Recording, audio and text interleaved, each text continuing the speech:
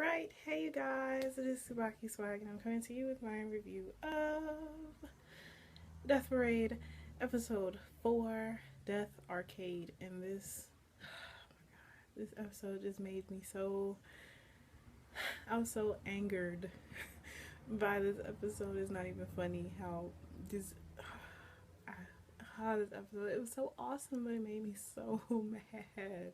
I've never been so angry about any episode ever in my life. I honestly don't think.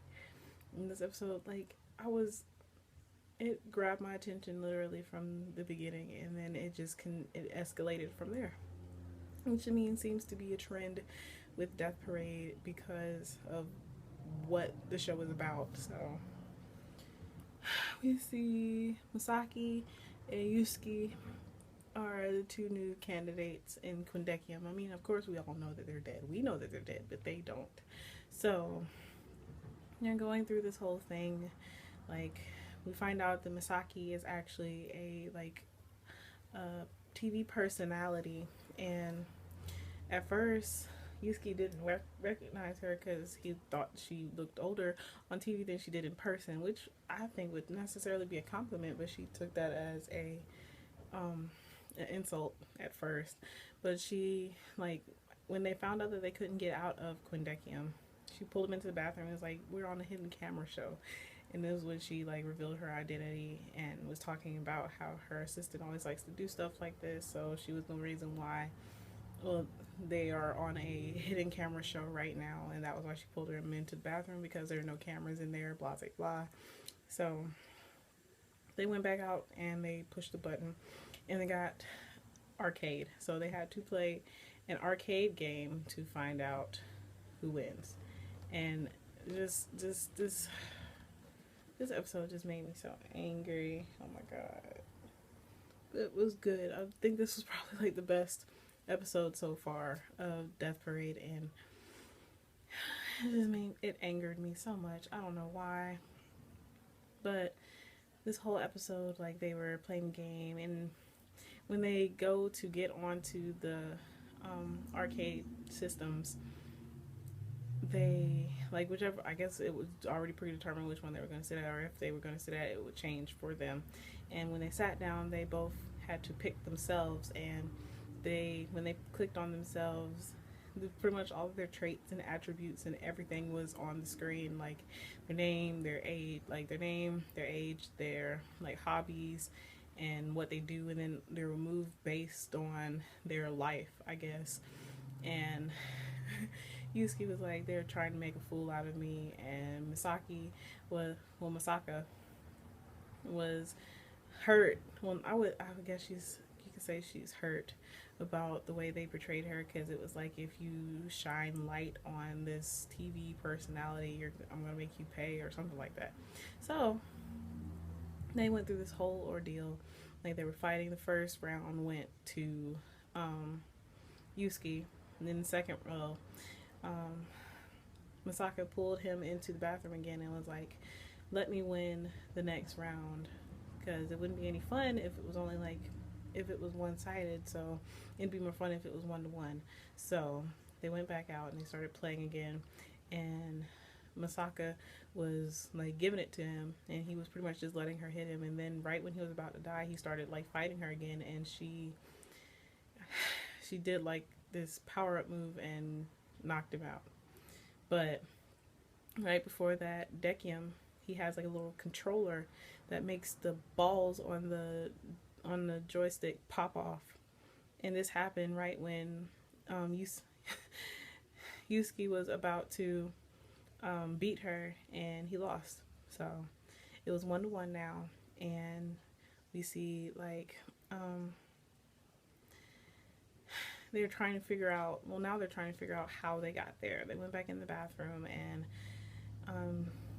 Yusuke was being fussed at by Misaki because Misaka told him that I barely beat you, blah blah blah. And he was like, "Well, it wouldn't be any fun if it was just a one-sided fight. They would be able to tell that, I wasn't really playing for real." So she understood that. And then they went back out, and first he was like, "So have you figured out, I think that I don't think that we're being filmed. I don't think that this is a hidden camera show because I can't even remember how we got here, and I know you can't either. So this brought them finally to question Decium, and Decium, of course, told them that he can't tell them anything, blah, blah, blah. So he is being elusive as always, and he pretty much told them that y'all have to continue playing. So they were about to start the next match. But while all this was happening, like while they were fighting, they kept getting like their brains started hurting. Like on the first match, when Masaka lost, she remembered like being hit by men and having all of her kids and just all the stuff that she went through. And then on the second match, when Yosuke lost, you saw like him like with his dad, like first his dad and his mom got a divorce, and then his dad I guess remarried, and he was living with his dad and his stepmom, and his stepmom was just like, I just want him to call me mom. Like just once she wanted him to call her mom, but every time she would cook for him or do anything for him, he wouldn't, like he paid her no attention. So on the last battle, they were going all out. They were really going at each other because neither one of them, because right before it started, Masaka was like, so are we gonna lose? Like, are we gonna die? What happens if I lose? Do I die? Blah blah blah. And Decium, of course, was like, I can't answer that, and he refused to answer. So they started fighting, and they were going at it, and then out of nowhere, Decium pushed a button to make Masaka's joystick ball pop off, and she went reaching for it and fell. And then out of nowhere, like don't even see her like get up or move. She's like banging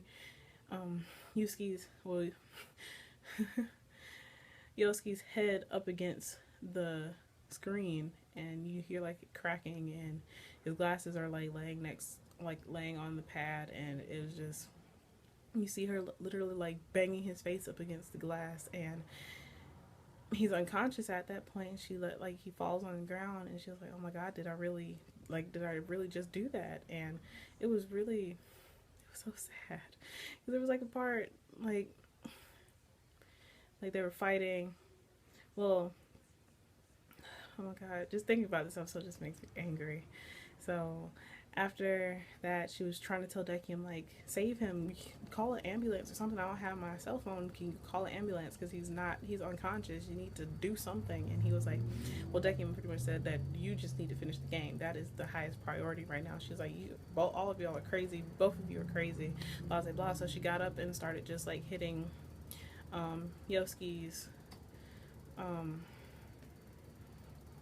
person over and over again until his health was almost all the way down. And then Yosuke, he started remembering when he died, and he saw that he like jumped out of a window, and then you see like his stepmom like calling out to him in the ambulance, and he snaps back, he wakes up, and he starts playing again. And then they just go in. Like you see first her strike shot was her like summoning her kids. She has like 5 kids, and they were all attacking Yosuke's person, and then it really didn't take much health, and then all that was left was her son, and she was like, oh, my son, I love him, blah blah blah. So she started attacking him again, and then Yosuke, he was like, no, I'm not gonna lose like this. So he did his strike shot, and then you see his his stepmom like throwing food at her, and is like knocking down her health, and he started tearing up, and he called her mama. And then they just kept continuing fighting, and then eventually showed them like inside the game, and they both were like doing their final shots. And then they saw like the show Yusuke, he like when he finished playing a game, and he pretty much like the sun set, and he was looking out the window, and then they show him like jump out they don't actually show him jump out the window, but they show him like falling, looking up at the window. And then they show her, she smacked her assistant because her assistant scheduled her to do something when she was supposed to be spending time with her kids, and then her assistant killed her. So it really sucked. It was so sad. So then after that, they finally realized that they were both dead, and she was like, I need to get back to my children. Why, please just let me go back to see my children. I have children. I have 5 kids. And Yusuke was like, why did I commit suicide? Blah, blah, blah. And at first, Yusuke was like standing back just watching, and Masaki was like coming at Dekium, and of course he strung her up because she looked like she was really about to hurt him. And then he finally let her go, and he hugged her, and then he hugged him and was telling them that they both did really good. They did really good, and then they finally got to the elevators, and Yusuke went to reincarnation, and Masako went to the void, and I was like, wait a minute, I thought that maybe.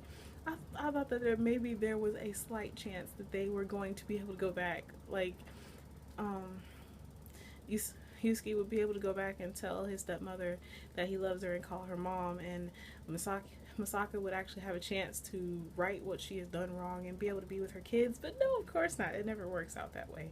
But I was just mad that at the fact that Masaka went to the void. I wanted her to maybe be reincarnated so that way she would be able to see her kids again. But that really sucks. I mean, of course it's not gonna happen that way.